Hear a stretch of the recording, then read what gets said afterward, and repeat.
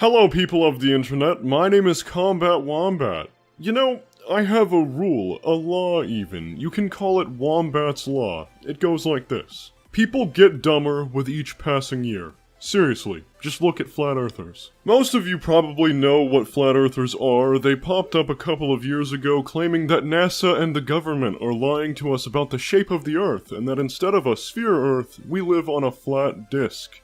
This is honestly the dumbest thing on this round planet that I've ever heard of. Seriously, people who believe this are the same kind of people that think giving their children vaccines is going to turn them into a mutant ninja turtle. They're not all there in the head. Being skeptical is one thing, thinking for yourself is one thing, but just choosing to ignore science is an entirely different thing. Even kindergartners know that the Earth is a sphere, not a fricking disc! People back in the medieval ages may have had an excuse for thinking the Earth was flat because they simply didn't know any better, but they figured out that it was round with less technology than we have today, so people today have no excuse. This is like the de-evolution of mankind's intelligence. We're going backwards! Pretty soon we'll all be living in huts again, rediscovering fire, and plowing monkeys! For fun! And maybe even sport. But hey, maybe I'm just brainwashed and indoctrinated into believing that the Earth is a sphere. Maybe I need to actually listen to some flat earthers and hear them out. So we're going to take a look at a few videos from flat earthers today. I'm going to be honest, I'm a dirty thief. I poached a few of these clips from Sci-Man Dan. He's a really dank, moist YouTuber who picks apart flat earthers and conspiracy theorists all the time. He's a very smart guy and he's super entertaining to watch. Go give him a look after this if you want to see more flat earthers get triple scoped into oblivion by facts and logic. He's far better at it than me. Link in the description to his channel. The first video is Flat Earth, I've Got a Question by Pastor Dowell. Alright, good morning, good evening, good afternoon, ladies and gentlemen, citizens of YouTube. This is Pastor Dowell, and I'm going to answer a question here real quick. Pastor Dowell, what is your take on the flat Earth? The flat Earth, and of course, you know, a lot of people call it a theory, conspiracy theory, or whatever. You know, I've learned over the years that I truly just don't trust anything that the government says. And that's why people call the flat Earth theory a conspiracy theory. Most people who believe in flat Earth are inclined to believe in a load of other crazy things. Like again, that vaccines are harmful, or that the government is releasing fart fumes from airplanes to poison us.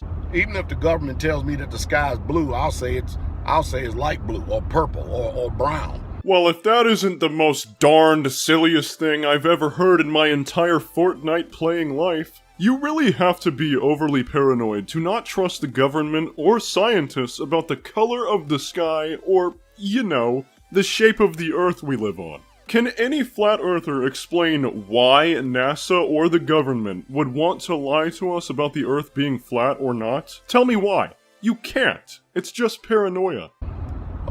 Because there's something going on. I mean, you think about this for a second. I'm answering a question about the flat Earth, but I gotta lay some groundwork. How is it that we allegedly went to the moon well over 50 years ago? 40, 50 years ago, something like that, maybe 40 years ago. We landed on the moon in 1969, so about 50 years ago, yeah.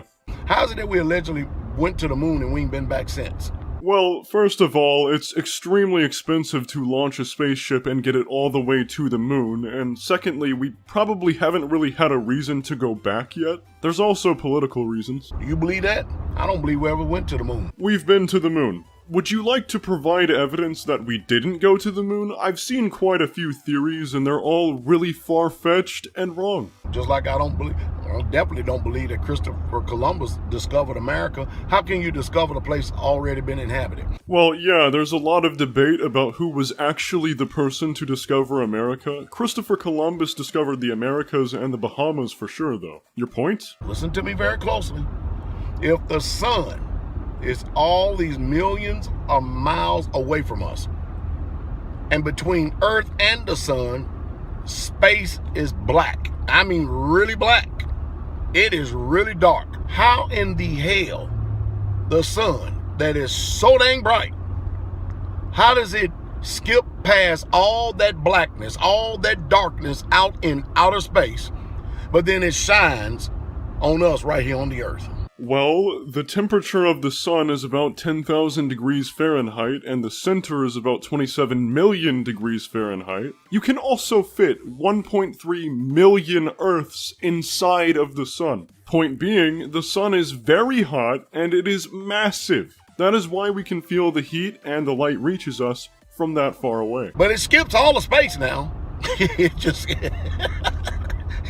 don't make sense. It doesn't skip space though. If you're on the moon, or any other planet in our solar system for that matter, you are still going to feel the heat of the sun, or lack thereof. In some planets you'll feel it more than others. Just try going to Mercury for your next summer vacation without packing sunscreen. Oof! Okay, so Pastor Dingleberry doesn't really go much deeper into the flat earth theory, so I'm still curious what the rest of these fine intellectuals have to say. So this next video really just butters my titties, and not in the good way. Flat Earth Proof No 9, another black swan. I don't know what a black swan is, but I do know what a No 9 is. It's this guy!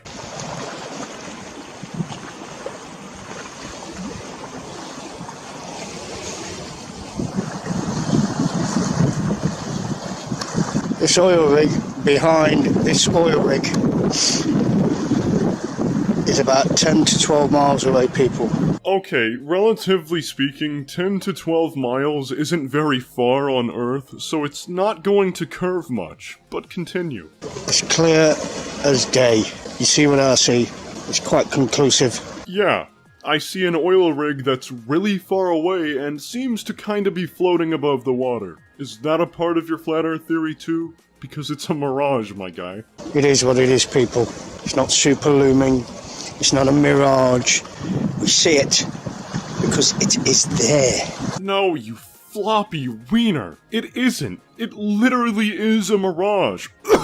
Science time. Depending on the weather conditions, light rays are bent because of warm air layered above cold air. It causes distant objects to invert and mirror, appearing to be floating sometimes. It happens on the ocean and in deserts. You know, seemingly flat areas. In reality, that oil rig is probably not visible. It's just being reflected. Go out on a different day and I bet you won't see it.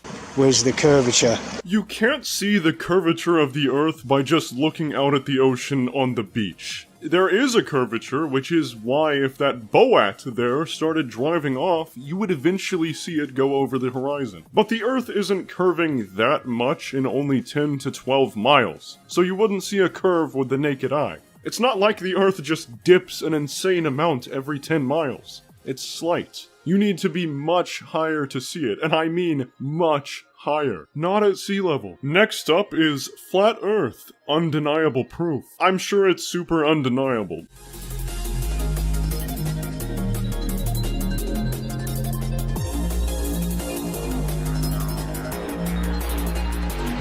Okay. Again, 28 miles isn't that far on Earth, all things considered, so it wouldn't curve a ton. But continue.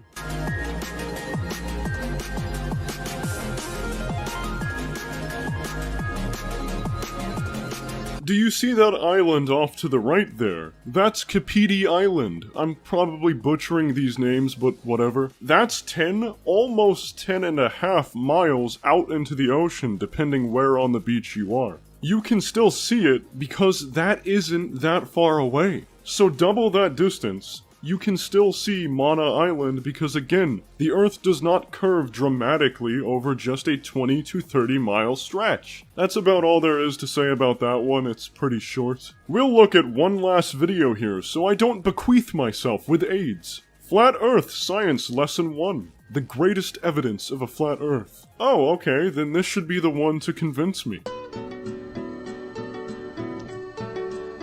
If that isn't the most royalty-free music I've ever heard. In the syllabus, we established the scientific model this entire course is founded upon. Now, we will share with you our very first observation, and then we will form a hypothesis. I really hope you know that using the scientific method on a brain-dead theory doesn't make your brain-dead theory scientific. Also, you skipped straight to observations, I guess, which is step 5 of the scientific method. I'm assuming you won't be doing the research or experimentation steps. Let's ask this question.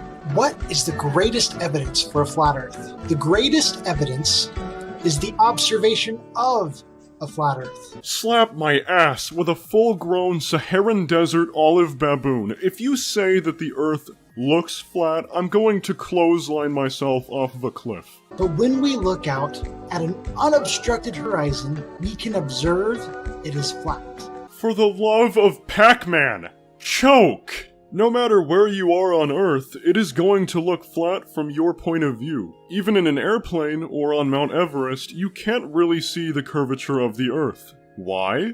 You're not up high enough. In order to be able to see the curve simply by looking out, you need to be well above 38,000 feet, which is the highest altitude commercial airlines fly at, by the way, for those of you who say you can't see the curve from a plane. At about 70,000 feet and higher, you would see the curve. So these donkey fornicating flat earthers who just stand on the beach and say, Where's the curvature? You don't understand how big the Earth is. It's massive. You can't just look out and say, well, I don't see a curve, so there isn't one. Looky here, a video taken at 70,000 feet in the air. There's the curve. You can now type a comment saying that it's a fisheye lens, because that's all flat earthers have to say when you show them the curve. It's a fisheye lens! We can find observation after observation of this. Any observations from 70,000 feet or higher? No? Didn't think so. No matter how high you fly, straight horizons are what you see. Unless you're, you know, this high up. Unless you are looking through a fisheye lens.